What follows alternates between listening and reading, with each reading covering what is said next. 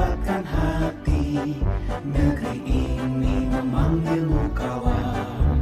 Belajar bergerak berbagi untuk negeri. Guru penggerak majukan pendidikan. Guru penggerak menghamba para murid. Kreatif rancang pembelajaran. Hargai potensi, tingkatkan prestasi. Lahirkan profil pelajar Pancasila. Assalamualaikum warahmatullahi wabarakatuh.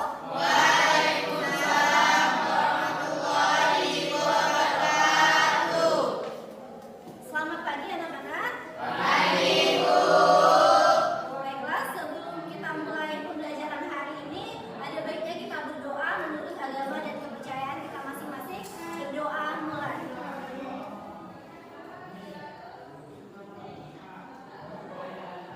Doa selesai. So, how are you today? I'm fine, thank you. Sebelum kita mulai kegiatan pembelajaran hari ini, seperti yang sudah kalian lihat di depan, kita akan membuat keyakinan kelas terlebih dahulu. Ya, ada yang tahu apa itu keyakinan kelas? Keyakinan kelas adalah sesuatu yang kita yakini. Jadi, ibu di sini ingin membuat sebuah budaya positif yang bisa kita terapkan di lingkungan sekolah. Sebelum kita ke lingkungan sekolah, hal yang terkecil yang harus kita terapkan di lingkungan kelas kita terlebih dahulu. Ya, jadi keyakinan kelas itu adalah sesuatu yang kita yakini akan terjadi. Berbeda dengan peraturan kelas. Bedanya apa? Jika di peraturan kelas itu biasanya ada kata tidak boleh menggunakan handphone di jam pelajaran, ya kan? Dilarang datang terlambat, dilarang membuang sampah sembarangan. Kalimat yang muncul di peraturan kelas itu merupakan kalimat negatif kebanyakan. Tidak, jangan. Yang mana jika seseorang melanggar peraturan, maka ia akan diberikan sanksi, diberi hukuman, ya kan? Namun keyakinan kelas yang akan kita buat itu adalah sesuatu yang kita yakini akan terjadi. Jika kita sudah meyakini itu akan terjadi, maka kita akan lebih nyaman dalam menjalaninya. Ya, bukan takut untuk terkena sanksi, takut untuk terkena hukuman, sehingga kita tidak untuk melakukan hal itu. Seperti itu. Sampai sini paham apa itu keyakinan kelas? Sekarang ibu akan membagikan kalian masing-masing kertas, kemudian kalian tuliskan di kertas ini keyakinan kelas yang ingin kalian terapkan atau yang kalian yakini. Silakan ditulis, nanti kita akan tempel di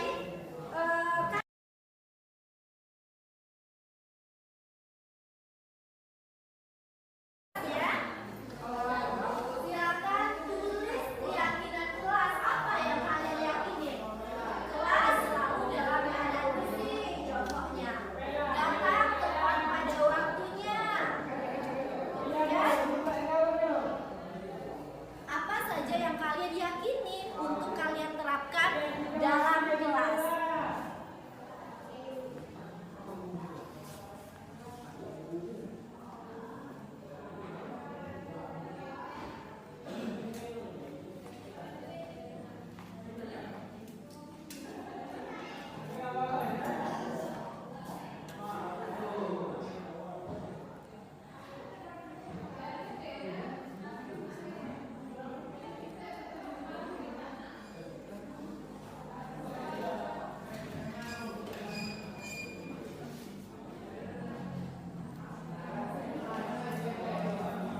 Buatnya boleh satu, boleh jika ada lebih dari satu keyakinan yang ingin kalian buat, silakan.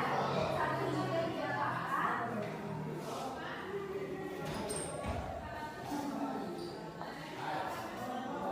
Oke, saling menghargai sesama teman. Jaga kesopanan dan kekompakan. Membaca doa sebelum belajar.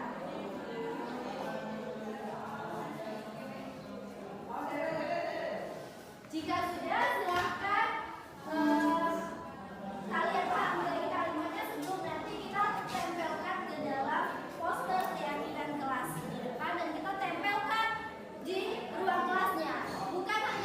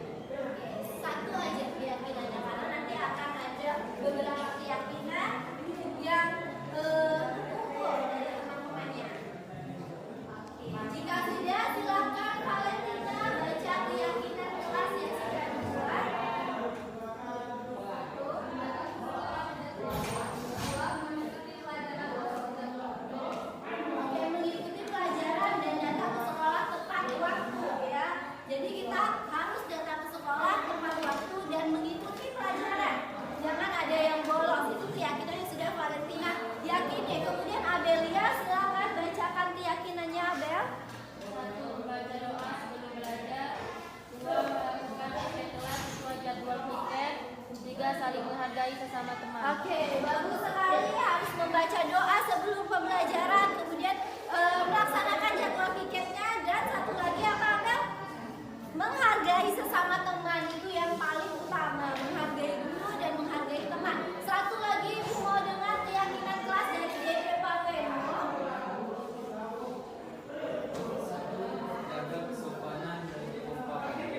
Jaga kesopanan dan kekompakan. Jadi harus tetap sopan. Dede meyakini kita semua bisa sopan dan tetap kompak di dalam kelas.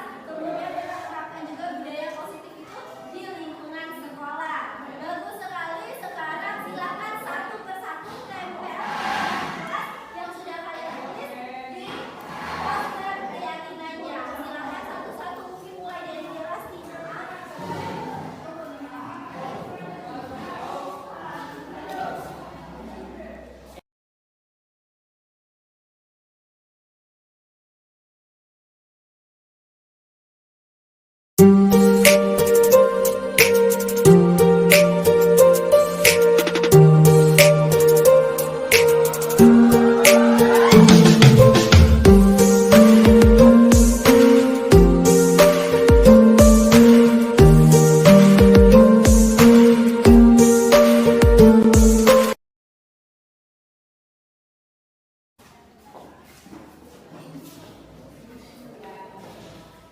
Oke, sudah semua?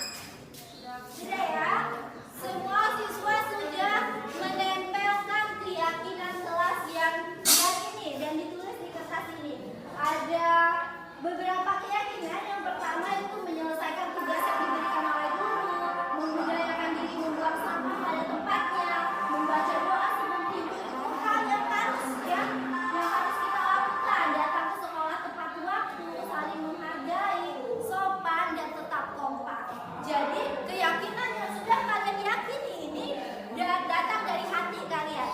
Dan Ibu yakin kalian akan menerapkan budaya positif ini di dalam lingkungan kelas, kemudian akan kalian bawa ke lingkungan sekolah kita yang tercinta. Sampai sini sudah paham tentang keyakinan kelas ya Naya? Sudah bisa kita terapkan? Baiklah, terima kasih. Kita akan lanjut ke materi pelajaran kita.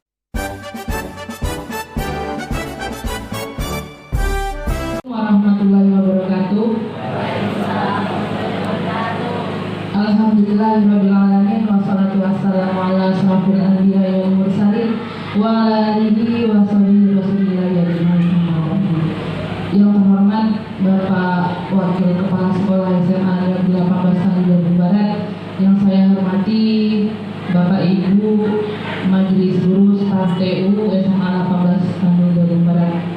Puji syukur marilah kita panjatkan kepada Allah Subhanahu wa taala karena berkat rahmat beliau kita diberi kesempatan dan kesehatan pada kesempatan hari ini, itu dalam rangka diseminasi modul 1 di Tiap Budaya Positif Calon Guru Penggerak Angkatan 7. Salawat dan salam tak lupa pula kita hadiahkan kepada baginda Rasul kita Nabi besar Muhammad sallallahu alaihi wasallam dengan lafaz Allahumma sholli ala Muhammad wa ala ali Muhammad.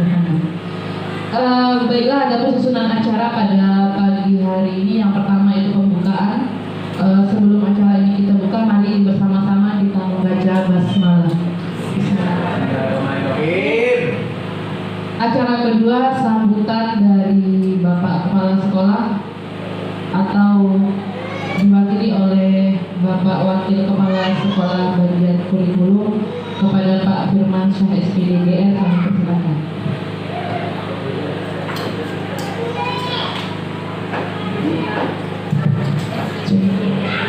Baik, bismillahirrahmanirrahim.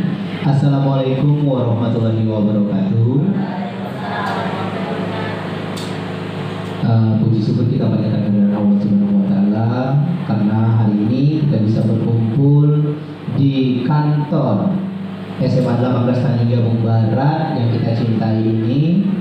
Salawat serta salam tidak lupa kita aturkan kepada Nabi besar junjungan kita Nabi Muhammad SAW dengan lafaz Allahumma sholli ala sayyidina Muhammad wa ala ali sayyidina Muhammad. Yang saya hormati Bapak Ibu guru, kemudian Pak Yudi selaku guru penggerak angkatan 5 yang telah lulus dan membanggakan bagi kita semua SMA 18 Tanjung Barat, serta Ibu Yunita Mukdayanti Magister Pendidikan dan Pak Endrian Sarjana Pendidikan yang kami banggakan, yang merupakan peserta calon guru penggerak angkatan ke-7. Baik Bapak Ibu, pada hari ini kita berkumpul di sini dalam rangka mendukung program guru penggerak yang hari ini merupakan diseminasi budaya baik atau budaya positif dari program guru penggerak itu sendiri. Tidak banyak harapan kami yang ingin kami sampaikan pada pagi hari ini. Kami berharap semoga Ibu Yunita dan Pak Endrian bisa tetap semangat menjalani pendidikan guru penggerak angkatan 7 ini, dilancarkan, disukseskan sampai nanti lulus semua dan mendapat sertifikat guru penggerak. Kemudian tidak lupa kami juga mengharapkan kepada Ibu Yunita dengan Pak Endrian agar bisa selalu sharing, bisa berbagi terhadap hal-hal positif, atau kemudian apapun yang didapatkan dari hasil pendidikan guru penggeraknya ini bisa kita aplikasikan di SMA ini, bisa kita bagikan kepada guru-guru lainnya dan tentunya kepada siswa kita demi mewujudkan mereka belajar di SMA 18 Tanjung Jabung Barat. Kemudian mudah-mudahan dengan adanya guru penggerak angkatan 5 yang telah lulus, kemudian 2 orang guru SMA 18 Tanjung Jabung Barat yang mengikuti pendidikan calon guru penggerak angkatan 7 ini bisa menjadi motivasi untuk kita semua Bapak Ibu guru di SMA 18 agar ikut pada angkatan-angkatan berikutnya. Coba dulu daftar, kalau rezeki nanti lulus. Jadi kalau bisa di SMA kita ini menjadi guru penggerak semua. Kalau sudah bisa menjadi guru penggerak semua, kita yakin kualitas pembelajaran di sekolah kita tentunya akan menjadi baik.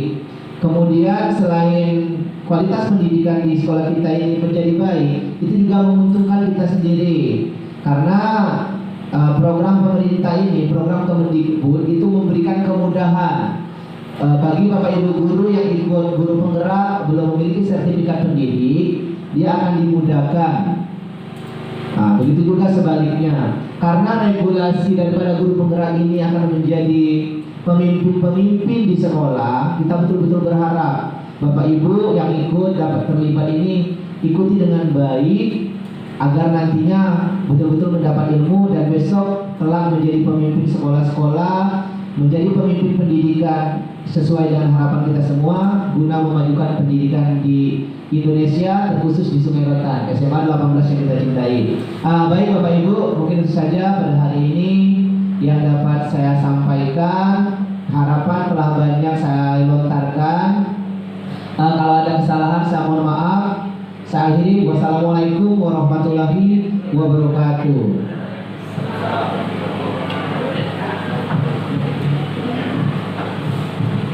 Terima kasih kepada Bapak Wakil Kepala Sekolah. Selanjutnya sambutan dari guru penggerak angkatan 5 yaitu dari Bapak Yudi Harian MPDGR. Kepada Bapak kami persilakan.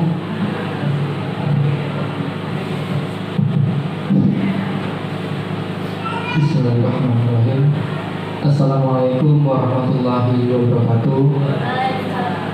Selamat pagi menjelang siang dan salam sejahtera bagi kita semuanya.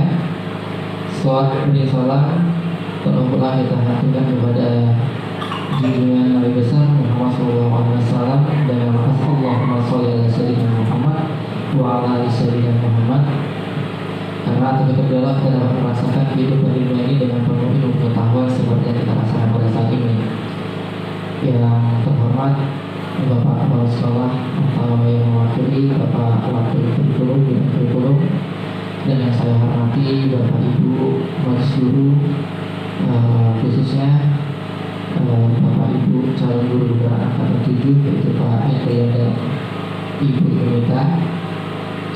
Dalam kesempatan ini saya apresiasi kepada Bapak Endrian dan Ibu Yunita karena telah memberikan sambungan estafet dari saya, guru angkatan 5, dan juga termotivasi untuk mengikuti guru penggerak angkatan 7, dan alhamdulillah sudah melaksanakan pendidikan sampai ke tahapan modul 1.4 ini, yaitu tentang budaya positif. Jadi banyak sekali manfaatnya Bapak Ibu semuanya. Ketika kita melaksanakan kegiatan guru penggerak ini, kita bisa belajar bagaimana kita menjadi penggerak pembelajaran di sekolah yang selama ini yang kita ketahui bagaimana mengajar itu hanya sebagai menyampaikan materi saja, ternyata tidak. Kita bakal nanti banyak mendapatkan ilmu bahwa sangat penting sekali kalau kita melaksanakan pembelajaran itu, kita orientasinya adalah kepada anak murid kita, yaitu sesuai dengan filosofi pendidikan Ki Hajar Dewantara yang berpihak kepada murid. Jadi saya berharap juga nanti tidak hanya sebatas angkatan 7 saja di SMA Negeri Lampung Tanjung Jawa ini. Saya berharap juga kepada guru-guru yang lain untuk dapat mengikuti guru penggerak di angkatan-angkatan selanjutnya, karena kita sudah melihat bagaimana semangat dan manfaatnya dari Pak Hendrian dan Ibu Yunita di dalam melaksanakan pendidikan guru penggerak ini. Saya melihat begitu antusias dan sangat memberikan dampak positif kepada SMA Negeri Lampung Tanjung Jawa khususnya di dalam kegiatan pembelajaran, dan juga memberikan motivasi kepada teman-teman rekan sejawat di SMA Lampung Tanjung Jawa. Jadi saya berharap nanti kita semua dapat mengikuti dengan seksama dalam diseminasi modul 1.4 ini tentang budaya positif, yang mana nanti saya berharap kita semua dapat mengetahui kebutuhan belajar dan lingkungan yang memfasilitasi seluruh individu di sekolah agar dapat meningkatkan kompetensinya secara aman dan nyaman. Nanti kemudian juga saya berharap juga nanti setelah hasil ini Ibu Yunita dan Pak Eni dapat menggerakkan berkolaborasi dengan staf-staf yang ada di sekolah ini untuk menggerakkan komunitas sekolah untuk bersama-sama mengembangkan dan mewujudkan visi sekolah yang berpihak pada murid dan berlandaskan nilai-nilai kebajikan universal. Maka dari itu saya berharap juga nanti kalau ada pertanyaan terkait tentang pemaparan yang telah disampaikan oleh Pak Hendrian dan Ibu Yunita, silakan ditanyakan, karena ini juga menyangkut dengan perkembangan atau peningkatan kompetisi kita sebagai guru. Jadi hal ini yang dapat saya sampaikan untuk kegiatan kita pada hari ini. Saya berharap sekali lagi kegiatan ini dapat terlaksana dengan baik, aman, lancar, dan nikmat. Dan bila dalam penyampaian sambutan secara singkat ini terdapat kekurangan dan kesalahan, saya mohon maaf yang sebesar-besarnya. Saya ucapkan terima kasih atas perhatiannya. Assalamualaikum warahmatullahi wabarakatuh.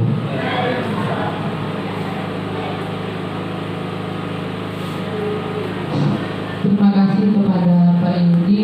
Selanjutnya presentasi atau penyampaian materi modul 1.4 budaya positif calon guru penggerak angkatan 7. Dalam hal ini akan disampaikan oleh Ibu Yunita Mudayanti MPDGR dan Pak Hendrian Syahriman SPD. Kepada Bapak dan Ibu kami persilakan.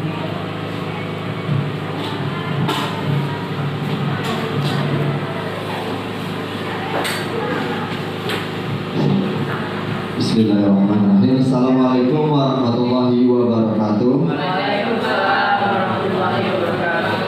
Selamat pagi menjelang siang. Salam Om Swastiastu, salam budaya, namo kebajikan. Yang terhormat Bapak Kepala Sekolah dalam hal ini diwakili oleh Wakil Ketua Guru. Yang terhormat Bapak Ibu Guru, terlebih Pak Yudi sebagai Guru Penggerak Angkatan 5. Baiklah, di sini perkenankan kami untuk mencoba mempresentasikan apa yang kami dapatkan setelah belajar dari program calon guru penggerak angkatan 7. Dalam hal ini materi kami adalah budaya positif atau 1.4 budaya positif. Dalam hal ini kami menggunakan sesi berbagi Bapak Ibu dan berkolaborasi. kebetulan di sekolah kita ini dua calon guru penggerak angkatan 7-nya, yaitu saya sebagai Hendrian Sertiman dengan Ibu Yunita. Maka kami putuskan kemarin untuk berkolaborasi supaya cepat, waktu kita tidak termakan banyak gitu. Baik, kami akan mencoba untuk mempresentasikan disiplin positif. Bapak Ibu yang saya hormati, apa itu disiplin positif? Kami ulangi penyajian dari Pak Yudi terlebih dahulu, mana tahu kita lupa. Disiplin positif itu adalah nilai-nilai atau keyakinan dan kebiasaan-kebiasaan di sekolah yang berpihak pada murid, dapat berkembang menjadi pribadi yang kritis, penuh hormat dan bertanggung jawab. Baik Bapak Ibu, di sini maksudnya adalah disiplin positif itu kita menciptakan nilai-nilai keyakinan. Gunanya untuk apa? Kita ciptakan untuk keberpihakan kepada murid, keberpihakan kita kepada murid. Yang mana segmen kita mengajar di sini adalah peserta didik atau murid itu. Untuk apa? Untuk murid itu berkembang menjadi pribadi yang kritis. Jadi pribadi yang kritis itu kita sudah sama tahu, penuh hormat, bagaimana cara dia bersekolah, bagaimana cara dia menegur gurunya, bagaimana cara dia berinteraksi dengan temannya sendiri, dan bagaimana cara dia menghormati dirinya sendiri. Itu dalam segi apa? Dalam segi semuanya Bapak Ibu. Contohnya salah satunya adalah menghormati diri sendiri, tepat waktu. Itu saya ambil contohnya, tepat waktu. Kalau peserta didik kita belum bisa atau belum mampu untuk tepat waktu, maka dapat kita simpulkan bahwa mereka belum tersentuh oleh kita di bagian disiplin positif. Seterusnya, bertanggung jawab. Bertanggung jawab di sini maksudnya adalah ketika kita kasih tugasnya itu mereka bertanggung jawab untuk menyelesaikan dengan tepat waktu. Itu seperti itu contohnya. Lanjut Ibu. Nah, di dalam disiplin positif ini ada motivasi, penghargaan, hukuman, dan restitusi Bapak Ibu. Mari kita bahas satu-satu.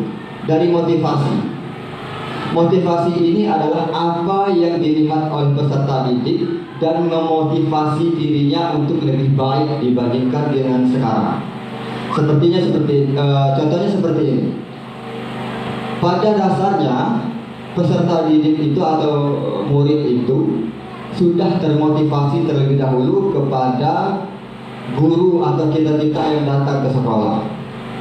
Dalam segi apa? Salah satunya adalah dalam segi berpakaian misalkan.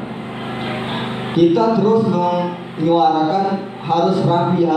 Tapi kalau gurunya tidak rapi, maka hal itu bakal sia-sia untuk peserta didiknya. Nah, maka kita sepakat dari rumah untuk rapi, pakai baju putih di hari Rabu, pakai baju kuning di hari Senin dan Selasa, dan seterusnya. Apa efeknya? Efeknya itu dirasakan oleh peserta didik. Mereka juga menggunakan baju yang telah kita tentukan bersama melalui peraturan sekolah. Seterusnya, penghargaan dan hukuman. Nah, saya mau tanya nih, kira-kira di Pak Bagus pernah menghukum tidak peserta didik kita? Pernah Bapak. Dalam segi apa? Pembelajaran Bapak. Contohnya hukuman apa Bapak? Mengerjakan tugas yang sudah ada Bapak. Hukumannya apa? Mengerjakan tugas lagi Pak. Bapak kasih hukuman apa? Ya mengerjakan tugas lagi Pak. Tugasnya nggak dikerjakan Pak. Saya kasih hukuman tambah tugas lagi Pak. Iya Pak. Terima kasih. Terima kasih. Jadi Pak Bagus itu kalau tidak yang peserta didik yang tidak mengerjakan tugas, maka tugasnya itu dikasih lagi tambah dengan tugas tambahan. Ada plusnya gitu. Nah itu bonus namanya, bonus tugas. Baik, itu salah satu merupakan pengertian dari atau maksud dari hukuman. Terus saya ingin tanyakan lagi Ibu Yanti. Ibu pernah kasih penghargaan ke siswa? Pernah. Penghargaan apa? Bentuknya apa? Tambahan nilai? Ya. Tidak aja? Tidak. Oh, ada. Buku atau pena? Ya, kalau misalnya nilainya bagus. Baik, tepuk tangan dulu untuk Pak Bagus dengan Ibu Yanti, Bapak Ibu semua. Yang disampaikan dari Pak Bagus dengan Ibu Yanti itu adalah pengertian dari penghargaan dan hukuman. Tapi pertanyaannya, apakah boleh kita sebagai peserta didik memberi hukuman dan penghargaan? Selain Pak Yudi, boleh tunjuk tangan. Boleh tidak peserta kita sebagai guru memberi hukuman dan penghargaan bagi peserta didik? Boleh Pak. Baik, kalau menurut saya kita sebenarnya tidak boleh memberikan hukuman, tapi boleh memberikan penghargaan. Penghargaan bukan penghargaan itu sebenarnya banyak, bisa dalam bentuk barang, bisa dalam bentuk kata motivasi. Tapi kalau kita bentuknya dalam bentuk barang atau benda, anak-anak akan tertanam dalam dirinya terkait kompetisi. Artinya anak akan mengerjakan sesuatu apabila dia mendapat imbalan ya. Misalnya anak-anak hari ini yang dapat 100 maka dapat 1 buah pena. Sebenarnya itu tidak boleh kalau menurut saya. Tapi dengan memberikan penghargaan boleh seperti ini. Anak yang misalnya menjawab soal dengan benar atau pertanyaan dengan benar, mengemukakan ide atau pendapat dengan benar, dia dikasih penghargaan misalnya dengan pujian. Oke, 1.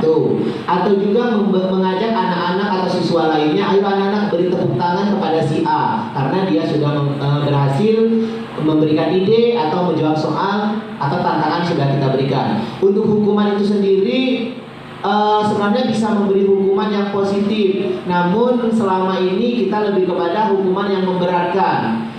Jadi di sekolah itu kalau menurut saya sebenarnya kita tidak boleh apabila anak terlambat bersihkan WC. Sebenarnya itu tidak boleh kalau menurut saya. Itu saja menurut saya. Mungkin ada bapak-bapak yang lain mau menambahkan. Terima kasih. Mungkin dari Ibu Novi. Baik, assalamualaikum warahmatullahi wabarakatuh. Tentang penghargaan yang disampaikan oleh Pak Endrian tadi, kalau saya sendiri bentuk penghargaan kepada murid, saya setuju dengan Pak Firman tadi. Saya yang bisa mengerjakan atau yang lebih aktif atau yang sering ke depan, saya kasih A+. Beri tepuk tangan kepada si A, dia telah mengerjakan tugasnya dengan baik gitu.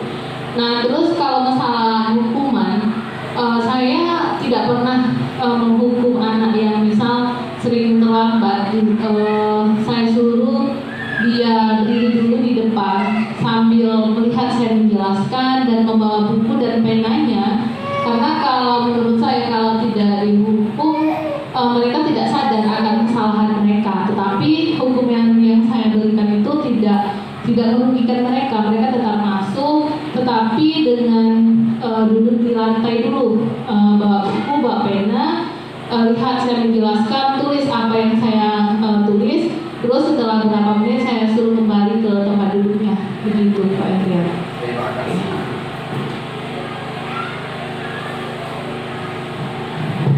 Terima kasih untuk Pak Firman dengan Ibu Novi. Nah, baik, dari semua jawaban Bapak Ibu semua dapat kita simpulkan bahwa di SMA kita masih sedikit yang menggunakan hukuman. Seperti itu ya Bapak ya, ya Bu ya. Baik, dari apa yang kami pelajari selama dari modul 1.1 sampai 1.4 ini, maka jawaban yang kami dapat adalah dari penghargaan dulu Bapak Ibu. Penghargaan itu kita boleh memberikannya kepada peserta didik, tapi tidak boleh terlalu sering.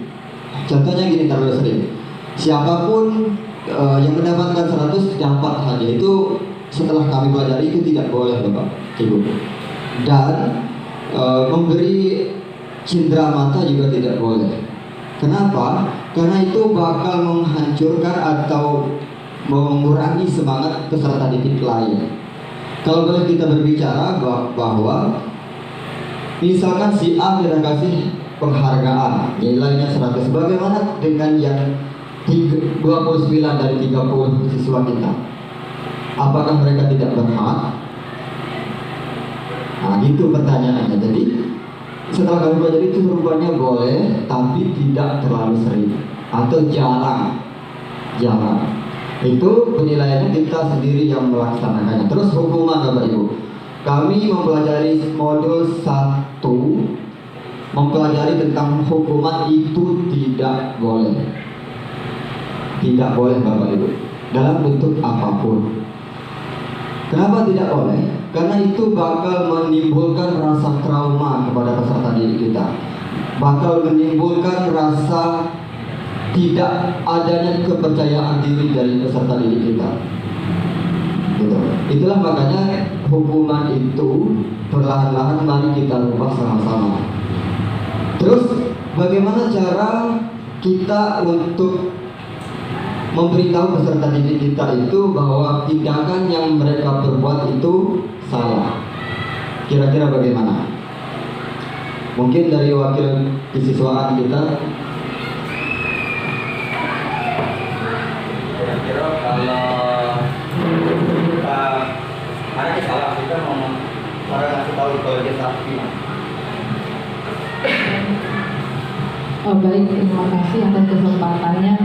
Kalau saya pribadi, jika ada siswa yang salah, terus bagaimana cara kita memberitahu kepada siswa tersebut? Nah, selama saya menerapkan di sini, nggak tahu benar atau salahnya, tapi kalau kebiasaan saya pada saat menegur siswa, kalau siswa itu ada yang salah, memang saya secara langsung saya tegur dan langsung saya beri hukuman pada saat itu. Misal contohnya anak yang terlambat datang ke sekolah tidak sesuai dengan waktu kita, apalagi sekarang kita sudah masuk lebih awal jam 7.15, tapi kenyataannya masih banyak siswa yang datang 7.30, itu kan sudah lewat 15 menit jam pelajaran. Nah itu tentunya memang harus ada dapat hukuman. Nah, hukuman yang saya berikan itu ya berupa membersihkan lingkungan sekolah. Itu hukuman yang diberikan. Cuman tidak tahu apakah hukuman itu bagus atau tidak untuk siswa. Nanti mungkin bisa dikasih solusi dengan Bapak Ibu calon guru, calon penggerak. Apakah itu terbaik hukuman atau nanti bisa jadi apa kira-kira yang terbaik untuk hukuman tersebut? Itu dari saya. Kalau dari segi terlambat, ya mungkin itu Pak. Baik, terima kasih. Minta tepuk tangannya untuk Ibu Afifah. Baik, maksud saya ulangi, hukuman itu setelah kami pelajari, mohon maaf Bapak Ibu, itu tetap tidak diperbolehkan. Karena apa? Karena itu bisa menimbulkan rasa trauma bagi anak, bisa menimbulkan rasa tidak percaya diri kepada anak. Nah, terus bagaimana kita sebagai peserta didik? Setelah kami pelajari, kita cuma bisa memberikan mereka konsekuensi, memberitahu mereka konsekuensi. Seperti ini, contoh dari Ibu Afifah tadi, kalau ada siswa yang terlambat, Ibu langsung mengasih tahu kalau itu salah dan memberi hukuman, yaitu membersihkan lingkungan sekolah dari sampah. Nah, kami pelajari itu adalah ketika anak itu terlambat, maka kita panggil, terus kita kasih, kalau kita beri tahu konsekuensinya terlambat itu apa. Kira-kira kalau konsekuensi terlambat itu apa? Beritahu, oh ini salah loh nak. Kalau kamu terlambat, nanti kamu tidak dapat ini, atau kamu tidak bisa seperti ini. Contoh, misalkan saya, yang baru-baru saya terapkan, ketika anak terlambat itu, saya langsung memanggil, saya langsung memberitahu kalau itu tindakan yang salah, sesuai dengan kesepakatan kelas. Kesepakatan kelas tadi nanti akan dijelaskan sama Ibu Yunita. Terus apa konsekuensinya? Tahu tak konsekuensinya apa? Kalau kamu terlambat, maka di jam pertama kamu tidak dapat ilmu. Kemungkinan kamu tidak bisa atau kamu butuh tenaga lebih untuk belajar supaya kamu mendapatkan nilai tinggi di situ. Terus seperti itu Bapak Ibu. Itu yang kami pelajari di saat modul 1.4. Itu Bapak ya. Nanti penjelasannya lebih lanjutnya tentang posisi kontrol dengan segitiga restitusi itu bakal disampaikan Ibu Yunita. Nanti Bu, satu. Ini yang terakhir, restitusi. Apa itu restitusi? Restitusi itu adalah proses menciptakan kondisi bagi murid untuk memperbaiki kesalahan mereka. Nah, ini sebagai bahan menjawab juga tentang hukuman tadi Bapak Ibu. Sehingga mereka kembali kepada kelompok mereka. Dalam arti lain itu mereka tidak ada bedanya dengan peserta didik lain. Mereka tidak adanya yang dapat nilai 100 terus kita kasih penghargaan dengan yang tidak dapat. Dengan karakter yang lebih kuat. Kalau mereka hari ini salah, misalkan terlambat, mereka akan kembali dengan karakter yang lebih kuat lagi. Artinya mereka akan berusaha untuk tidak terlambat di hari esoknya atau seterusnya. Restitusi juga merupakan proses kolaboratif yang mengajarkan murid untuk mencari solusi untuk masalah mereka dan membantu murid berpikir tentang orang seperti apa yang mereka ingin menjadi atau tujuan mulia mereka. Mana tahu ada yang belum tahu tujuan dia sekolah itu apa. Nah, kita tugasnya di sini. Dan bagaimana mereka harus memperlakukan orang lain ini menurut Gosen buku tahun 2004 Bapak Ibu. Mungkin itu pemaparan dari saya dan dilanjutkan oleh Ibu Yunita tentang segitiga restitusi. Terima kasih. Silakan. Bismillahirrahmanirrahim. Assalamualaikum warahmatullahi wabarakatuh. Selamat pagi dan salam sejahtera untuk kita semua. Baiklah Bapak Ibu guru yang saya hormati, saya akan melanjutkan pemaparan materi yang sudah disampaikan tadi oleh Pak Endrian Sepriman tentang modul 1.4 budaya positif. Jadi tujuan kami untuk membagikan apa yang telah kami pelajari selama lebih dari 2 bulan di pendidikan guru penggerak, yaitu ingin menjelaskan sedikit tentang budaya positif yang harapannya bisa kita semua terapkan di lingkungan sekolah kita tercinta ini, SMA Negeri 18 Tanjung Jabung Barat, yang sebelumnya kita masih sering menghukum siswa, sering memberi penghargaan.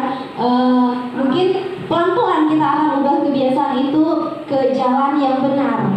Ya Bapak Ibu, melanjutkan penjelasan tentang restitusi. Jadi restitusi di sini sebagai pengganti hukuman. Jadi kalau tadi dijelaskan Pak Endrian bahwa kita tidak boleh sebenarnya untuk memberikan hukuman dan tidak boleh sering-sering memberi penghargaan kepada siswa. Jadi mungkin ada yang bertanya, bagaimana kalau siswa itu melakukan kesalahan? Apakah tidak boleh kita hukum? Jadi hukuman tersebut bisa kita ubah dengan restitusi. Lanjut Pak ya. Dalam menerapkan restitusi itu ada 3 tahapan yang disebut dengan segitiga restitusi. Jadi yang pertama yang kita harus lakukan sebagai dasarnya itu menstabilkan identitas. Kita memberikan penjelasan bahwa kepada siswa agar dirinya bisa stabil terlebih dahulu. Menjelaskan prinsip membuat kesalahan adalah bagian dari proses pembelajaran. Tujuan dari langkah ini yaitu untuk menggeser identitas gagal menuju identitas sukses. Jadi agar anak yang sudah melakukan kesalahan itu tidak merasa dirinya gagal. Jadi kita jelaskan bahwa semua orang termasuk kita juga pernah melakukan kesalahan. Setelah itu kita memvalidasi tindakan yang salah. Kita tanyakan kepada peserta didik yang sudah melakukan kesalahan itu, sadar tidak dengan kesalahannya, merasa tidak dirinya membuat kesalahan. Jadi kita beri validasi tindakan yang salah tersebut. Setelah dirinya merasa dia salah, kemudian kita tanyakan keyakinan kelas yang sudah disepakati sebelumnya. Jadi budaya positif yang hal terkecil yang bisa kita lakukan di kelas yaitu membuat keyakinan kelas sebelum proses pembelajaran dimulai. Bisa dimulai di awal semester, di awal pembelajaran, apa yang mereka yakini akan terjadi. Jadi suatu saat mereka melakukan kesalahan, mereka akan diminta untuk mengingat keyakinan kelas yang sudah dibuat. Itu tentang langkah-langkah segitiga restitusi. Next. Ini ada contoh bagaimana penerapan segitiga restitusi yang sudah saya lakukan. Bisa diputar videonya Pak Andrea.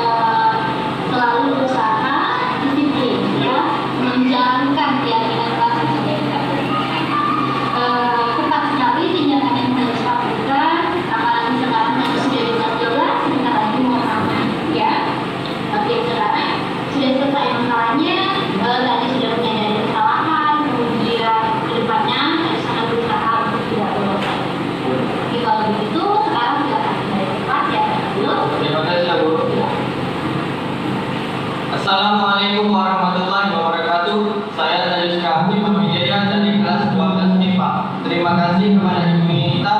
Saya senang sekali berdiskusi dengan Ibu untuk menemukan solusi dari masalah saya. Saya tidak akan mengikuti ajakan teman untuk bolos lagi. Sekian, terima kasih. Wassalamualaikum warahmatullahi wabarakatuh. Baiklah, itu tadi contoh dari penerapan segitiga restitusi kepada murid ya Bapak Ibu. Jadi harapan kedepannya jika ada lagi siswa yang melakukan kesalahan, kita bisa pelan-pelan berubah dari yang tadinya kita langsung berikan hukuman, langsung kita tegur di depan teman-temannya. Mungkin bisa kita terapkan segitiga restitusi ini dengan memanggil siswa yang bersangkutan dan berdiskusi menerapkan langkah-langkah segitiga restitusi tersebut. Lanjut.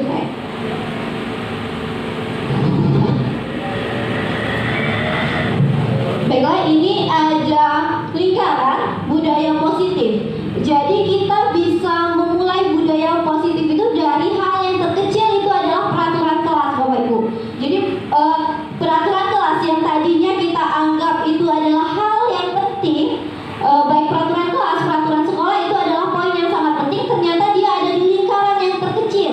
Setelah peraturan kelas itu ada keyakinan kelas, kemudian ada lingkungan positif, barulah bisa kita terapkan budaya positif itu di lingkungan sekolah.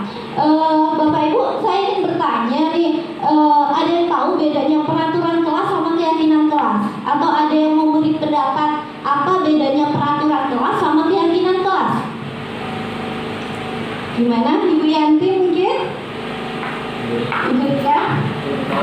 Apa itu bedanya peraturan sama keyakinan? Mungkin akan dijelaskan oleh Pak Yudi Fadian, MPDGR, tentang perbedaan peraturan dan keyakinan kelas itu. Baik, terima kasih. Assalamualaikum warahmatullahi wabarakatuh. Jadi dalam menciptakan budaya positif ini memang dari ranah terkecil, terendahnya itu adalah dimulai dari peraturan kelas, sehingga nanti dari peraturan kelas ini setelah disepakati menjadi keyakinan kelas, kemudian juga setelah itu menjadi lingkungan positif, menjadi budaya positif. Jadi kalau peraturan kelas ini masih sifatnya itu masih sifatnya seperti memberikan penjelasan kepada untuk harus melakukan seperti itu. Harus siswa itu masih dituntut untuk kamu tidak boleh melakukan itu. Nah, setelah diadakan peraturan kelas ini seperti larangan-larangan yang tidak boleh dilakukan di kelas, kalau budaya-budaya peraturan kelas ini sudah dapat dilaksanakan oleh peserta didik di kelas tanpa pantauan guru, berubahlah menjadi keyakinan kelas. Nah, keyakinan kelas ini adalah sesuatu hal yang dari peraturan kelas tadi setelah direvisi menjadi beberapa poin penting. Ya, misalnya di dalam peraturan kelas itu ada 10 nih yang tidak boleh dilakukan dalam kelas, sehingga direvisilah menjadi sebuah keyakinan kelas, hal-hal yang mana saja yang dapat dijadikan keyakinan kelas sehingga menjadi lingkungan yang positif, sehingga nanti dapat menjadi budaya positif. Nah, jadi dalam peraturan kelas ini sebenarnya masih dalam bentuk dibilang rancangan yang untuk nanti sehingga itu dapat menciptakan keyakinan kelas di dalam kelas. Jadi tingkatannya itu peraturan kelas ini paling rendah. Peraturan rendah, kemudian baru nanti bisa setelah peraturan kelas ini dapat diterapkan dan dipilih beberapa poin sehingga menjadi keyakinan kelas. Nah, keyakinan kelas ini yang nanti menjadi kesepakatan ketika nanti ada anak yang melakukan kesalahan, kita nanti bisa melakukannya dengan segitiga restitusi tadi dengan menanyakan apakah sudah sesuai dengan keyakinan kelas kita terhadap permasalahan ataupun kesalahan yang telah dilakukan, yang telah dilakukan oleh anak didik kita tadi. Nah, sehingga tadi yang menjadi pedoman adalah keyakinan kelas. Nah, peraturan kelas tadi adalah yang menjadi dasar. Oh, ini di kelas kita tidak boleh datang terlambat. Nah, ternyata ada siswa yang datang terlambat, ditanyakan dalam bentuk penjelasan solusi tadi, apakah sudah sesuai dengan keyakinan kelas. Tapi di dalam mencapai untuk ketingkatan keyakinan kelas tadi, di dalam kita memberikan segitiga restitusi dan siswa itu ada beberapa poin yang harus kita lewati. Yang pertama tadi harus kita menanyakan, menstabilkan stabilitas tadi, kemudian baru memvalidasi kebutuhan atau kesalahan seperti apa. Nah, baru kita menanyakan apakah sudah sesuai dengan keyakinan kelas kita terhadap apa yang telah dilakukan oleh anak-anak siswa atau peserta kita dulu. Jadi yang mencari solusi itu memang kita hanya mengarahkan, tetapi anak itu sendiri yang mencari solusi terhadap kesalahan yang telah dilakukan berdasarkan keyakinan kelas yang telah disepakati di kelas mereka masing-masing ataupun dengan bapak ibu guru bidang studinya masing-masing. Nah, jadi itu adalah bedanya antara peraturan kelas dengan keyakinan kelas. Terima kasih. Beri tepuk tangan kepada Bapak Ibu sekalian. Terima kasih atas penjelasannya selaku lulusan grup penggerak angkatan 5. Baiklah, itu tadi penjelasan Pak Indi tentang perbedaan peraturan kelas dan keyakinan kelas. Kalau peraturan kelas itu identiknya jika murid melanggar peraturan kita kasih hukuman. Namun kalau keyakinan kelas, murid melanggar atau melenceng dari keyakinannya, kita hanya mengingatkan kembali apakah sudah sesuai dengan keyakinan yang sudah diyakini akan terjadi atau belum. Seperti itu. Untuk penjelasan lebih lanjut, next slide Pak Endria. Ini ada keyakinan kelas, ada kesepakatan kelas. Di situ contohnya datang tepat waktu, mengucapkan salam, menjaga kebersihan, berdoa, seperti itu. Yang mana nih? Keyakinan kelas yang sebelah kanan atau sebelah kiri, Bapak Ibu? Sebelah kanan atau sebelah kiri? Keyakinan kelas yang lebih tepat sebelah kanan atau sebelah kiri? Sebelah kanan. Iya, sebelah kanan adalah kesepakatan atau keyakinan kelas yang tepat, karena dia tidak, kalau di sini kan dibilang kami guru dan murid yang saling menyayangi. Bahasa di keyakinan kelas itu dia menggunakan kalimat yang positif. Setelah ini kita akan lihat perbedaan, next slide, perbedaan peraturan dan keyakinan kelas. Kalau di peraturan kita lebih menggunakan kalimat negatif. Tidak boleh bermain game di jam pelajaran, dilarang datang terlambat, dilarang mengganggu orang lain, seperti itu. Kalimat yang digunakan dalam peraturan itu kebanyakan menggunakan kalimat negatif dengan kata tidak atau dilarang. Namun kalau di keyakinan kelas, kalimat yang digunakan itu kalimat positif. Apa yang diyakini anak untuk terjadi, bertanggung jawab, menghormati orang lain, bersabar, dan sebagainya. Jadi lebih menggunakan kalimat positif. Itulah tadi bedanya peraturan kelas dan keyakinan kelas. Jika di kelas kita masing-masing sudah ada peraturan kelas ya Bapak Ibu, mungkin untuk selanjutnya di setiap kelas harapannya kita bisa menerapkan keyakinan kelas yang dibuat sendiri oleh murid. Jadi murid membuat keyakinan mereka, apa yang mereka yakini akan terjadi, dan menjalankan keyakinan itu. Jika suatu saat mereka melanggar, kita bisa panggil dengan menerapkan segitiga restitusi tadi, apakah sudah sesuai dengan keyakinan atau belum. Jadi mereka akan sadar dengan kesalahannya sendiri. Next. Nah, kemudian kita akan membahas 5 posisi kontrol. Jadi sebagai seorang guru, kita tidak hanya menyampaikan materi saja kepada murid. Kita bonusnya memiliki 5 posisi kontrol yang bisa kita pilih yang mana yang mau kita terapkan. Apa saja 5 posisi kontrol tersebut? Ada sebagai penghukum, pembuat orang merasa bersalah, teman, pemantau, atau manajer. Nah, Bapak Ibu biasanya di kelas itu sebagai kontrol Bapak Ibu seperti apa? Ada yang mau share?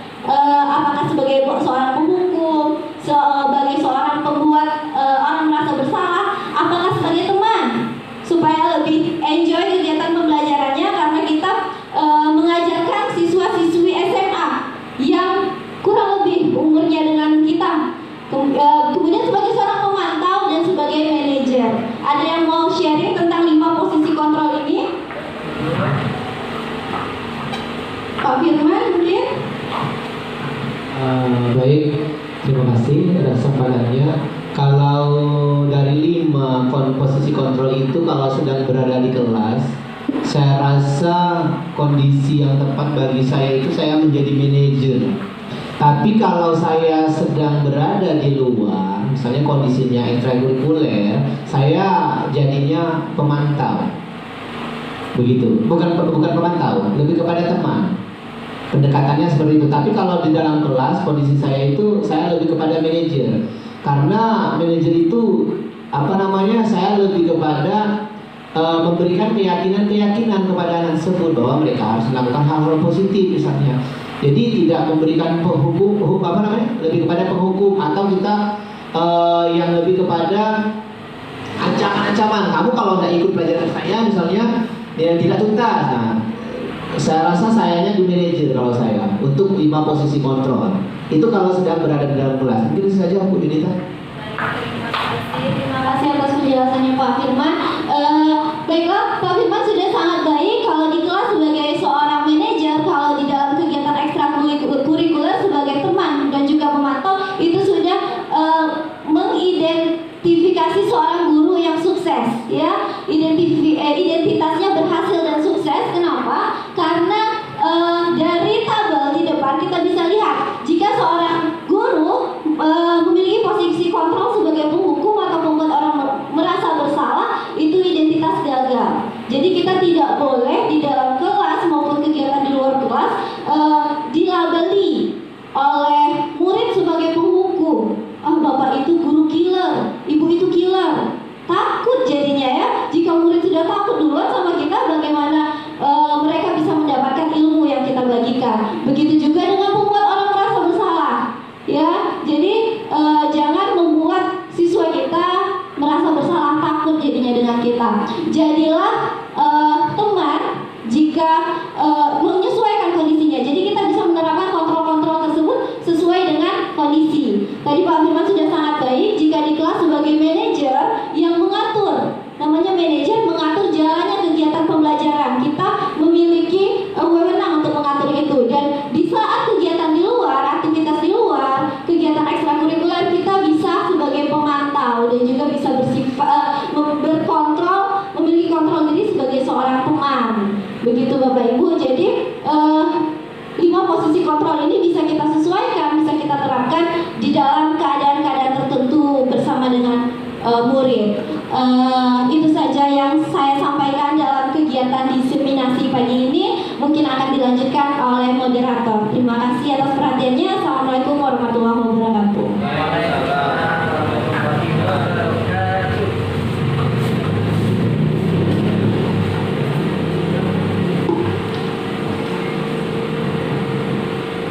Terima kasih kepada pemateri pada modul 1.4 budaya positif calon guru penggerak angkatan 7. Baiklah, selanjutnya itu acara tanya jawab. Mungkin kepada Bapak Ibu sekalian ada yang ingin bertanya, ya silakan. Ada Ibu Rika Purnama. Ayo Bapak Ibu, ini kesempatan bagi kita semua. Oh ya, silakan kepada Pak Bagus.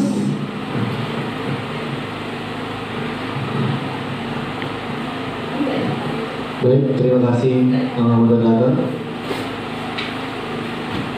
Baik, pertanyaan ini saya tujukan kepada calon guru penggerak di SMA Negeri 18 Tanjung Jabung Barat. Tadi Ibu Yunita memaparkan ada 5 posisi di guru. Nah, selama saya menjadi guru dari tahun 2019 sampai sekarang, itu posisinya tuh saya gunakan semua itu. Jadi dari posisi menghukum saya, dan bahkan dalam satu pelajaran itu 5 posisi itu saya gunakan semua.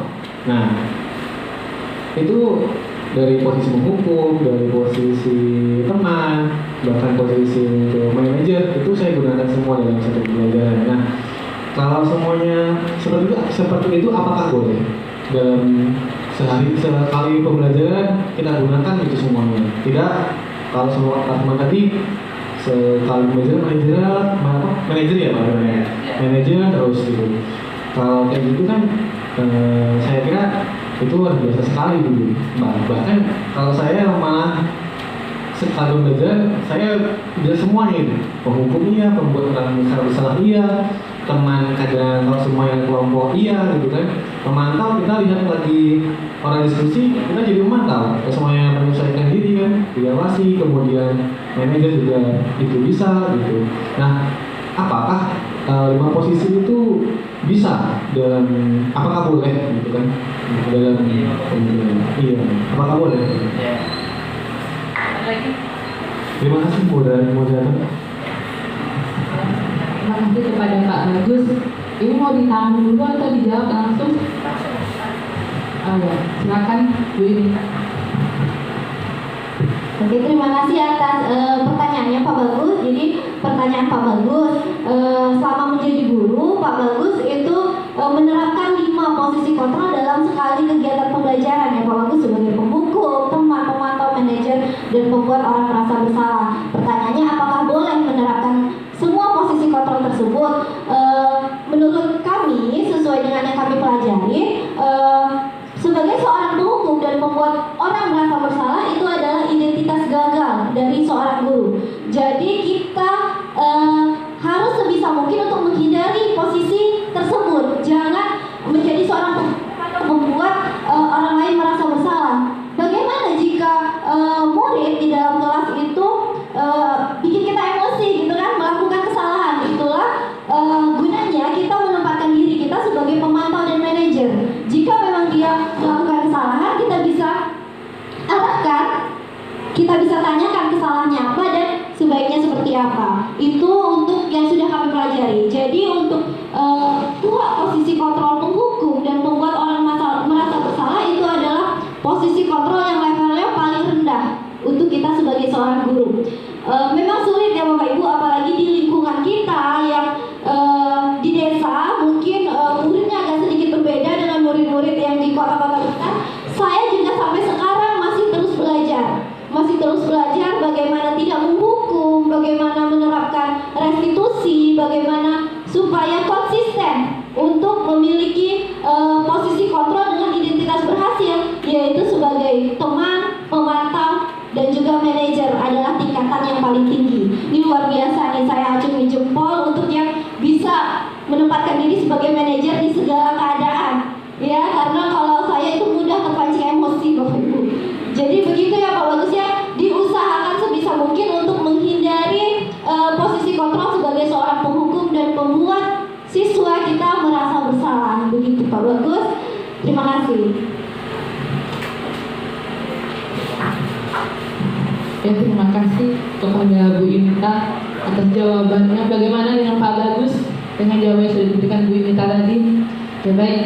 Mungkin ada lagi dari ibu-ibunya, ada yang bertanya berdasarkan pengalaman di lapangan. Ini mumpung ada kesempatan untuk bertanya kepada pemateri. Silakan Bapak Ibu.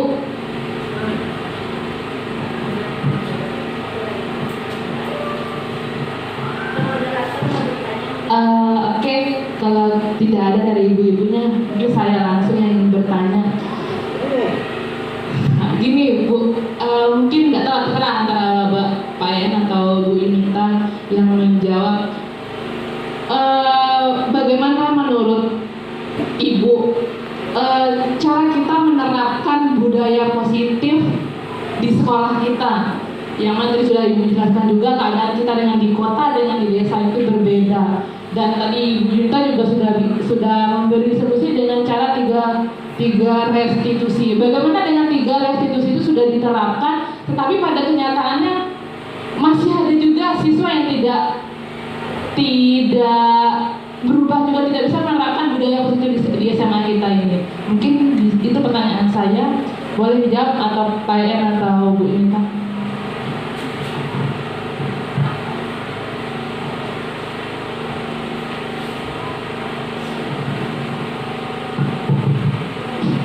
Baik, terima kasih.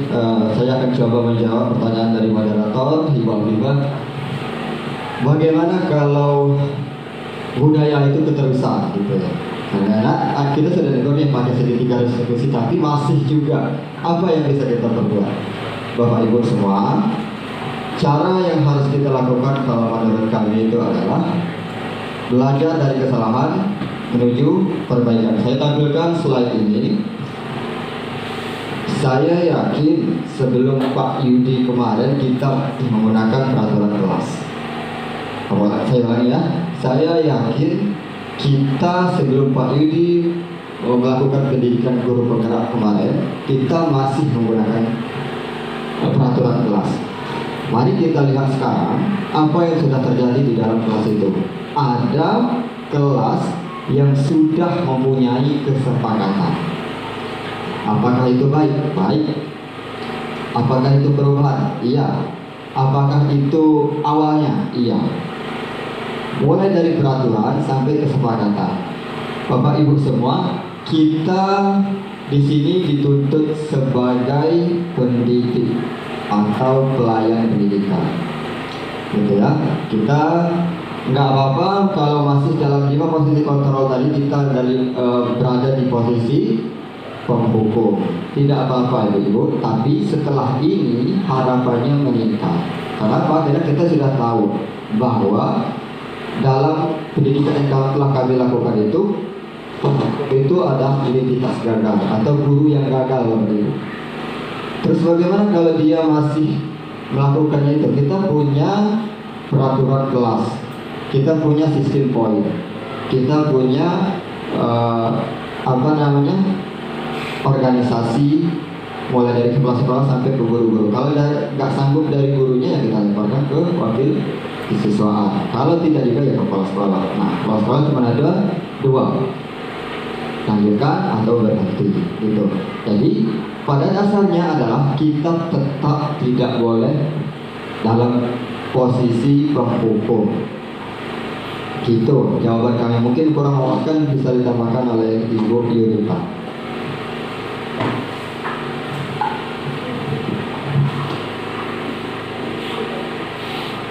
Baiklah, saya akan menambahkan sedikit dari penjelasan Pak ER tadi. Bagaimana kalau sudah diterapkan segitiga restitusi tapi masih mengulangi kesalahannya, peran kita sebagai guru hanya mengarahkan peserta didik ke jalan yang benar, kepada keyakinan yang sudah mereka buat sendiri. Jadi menurut saya kalau semuanya sudah diterapkan, kita tetap tidak boleh untuk bersikap keras kepada peserta didik sesuai dengan yang dibilang sama Ki Hajar Dewantara, karena fitrah murid itu mereka memiliki kelebihannya masing-masing. Mungkin di satu hal dia memiliki kesalahan, kita bisa gali potensinya di hal-hal yang lain seperti itu. Jadi kalau misalnya dia di kelas tidur-tiduran, tidak semangat, itu jangan kita langsung menjudge anak itu yang malas segala macam, tapi kita tanyakan ke diri kita sendiri. Kita sudah mengajar sesuai dengan apa yang dibutuhkan murid belum? Kita sudah mengajar sesuai dengan gaya belajar murid belum? Karena kita sudah tahu gaya belajar tiap-tiap murid itu berbeda-beda. Jadi tetap kita cari nilai positif yang terdapat kepada anak didik kita, kepada murid kita. Jika dia gagal di satu hal, mungkin ada hal lain yang dia menonjol. Jadi anak didik itu kata Ki Hajar Dewantara seperti bibit-bibit buah, bibit-bibit tanaman. Ada yang bibit padi, ada yang bibit sawit, ada yang bibit pinang mungkin. Jadi fungsi kita hanya menyirami mereka agar mereka bertumbuh sesuai dengan apa yang ada di dalam diri mereka. Begitu Bapak Ibu, kita tetap mensupport, tetap mencari jalan keluar sesuai dengan kesepakatan antara murid, atau kita bisa berdiskusi juga dengan orang tuanya ya, ingin dijadikan seperti apa murid tersebut. Begitu Bapak Ibu. Jadi mengikuti guru penggerak ini kita memang harus jadi guru yang lebih sabar, lebih mencintai murid ya, lebih menurunkan emosi. Begitu Bu Afifah, saya harap cukup. Terima kasih atas pertanyaannya. Moderator, saya mau menambahkan sedikit, mungkin boleh walaupun saya belum guru penggerak. Oke, silakan kepada Pak Wakil Kurikulum. Baik, terima kasih moderator. Kepada kedua penyaji, calon guru penggerak, mohon maaf mungkin saya masuk ke ranahnya agak jauh. Sebenarnya berkenaan dengan budaya positif, kemudian apa tadi? Restitusi tadi ya, berkenaan dengan peraturan kelas, keyakinan kelas, lingkungan positif. Bukan cuma di sekolah kita, saya rasa di setiap sekolah, di setiap lembaga itu tidak semuanya akan sama, tidak semuanya akan memiliki budaya yang positif begitu. Ada yang bisa jadi cenderung mengulang kembali setelah mendapat pemberitahuan dari sekolah. Contohnya siswa kita saja, ada panggilan pertama, kedua, dan ketiga. Terkadang panggilan terakhir pun berubah menjadi kembali ke panggilan pertama. Sebenarnya begini, terkait dengan hal-hal seperti ini, pertanyaan Bu Afifa tadi, apabila kita sudah melakukan hal-hal seperti ini, ternyata peserta didik kita masih mengulang-ulang kembali, jawabannya satu kalau menurut saya. Dan untuk sekarang mungkin ada beberapa yang sudah melakukan, tapi untuk di cerminan dan review saya mungkin salah, kita sebagian besar belum melakukan. Mungkin ada 1-2 orang saja, yaitu konsisten. Kita belum konsisten dalam melakukan budaya positif. Sebenarnya kalau kita sama-sama konsisten melakukan budaya positif ini, anak akan ikut. Karena tadi di 5 kontrol yang ditampilkan oleh Pak Endrian dan Bu Yunita, itu kan kita bisa memilih posisi kita. Kita sebagai manajer berarti kita mengarahkan tadi. Nah, kalau kita konsisten selalu mengarahkan peserta didik kita dalam kondisi misalnya dia melakukan kesalahan, namun kita selalu konsisten bahwa ini salah, ini salah, ini salah. Anak-anak yang dilakukan secara terus-menerus dikasih tahu bahwa ini salah, mudah-mudahan ya, saya tidak menjamin bahwa anak tersebut atau peserta didik kita itu betul-betul akan berubah sesuai dengan harapan kita. Namun mudah-mudahan budaya positif di sekolah kita memang akan tercipta. Dan satu lagi Bapak Ibu, karena ini berkenaan dengan sudah konsisten dan berkenaan dengan budaya positif juga, ini termasuk ke dalam akreditasi. Kita kalau betul-betul mau A akreditasi kita, iya, karena ini terkait Pak Endrian ya, kita betul-betul harus budaya. Jadi bukan budayanya itu sudah membudaya, artinya bukan siswa buang sampah pada tempatnya, sudah membudaya atau belum. Misalnya sejarah, sesekali, ada kalanya, selalu, maka selalu adalah A. Nah, kita belum. Yakin enggak kalau kita belum? Iya. Contohnya anak-anak waktunya sholat zuhur. Anak yang sholat zuhur itu cuma beberapa. Itu artinya belum membudaya. Padahal di pertanyaan di akreditasi itu salah satu komponennya peserta didik melaksanakan ibadah sesuai agama dan kepercayaan masing-masing. Komponennya kegiatan tersebut sudah membudaya. Itu saja mungkin Bapak Ibu. Jadi untuk mengatasi hal tersebut menurut saya kita perlu sama-sama konsisten. Begitu. Terima kasih moderator. Terima kasih kepada Pak Firman atas tambahannya dari pertanyaan kami tadi. Ya mungkin ada lagi dari Bapak Ibu yang ingin bertanya, mungkin mumpung ada calon guru penggerak. Tidak ada?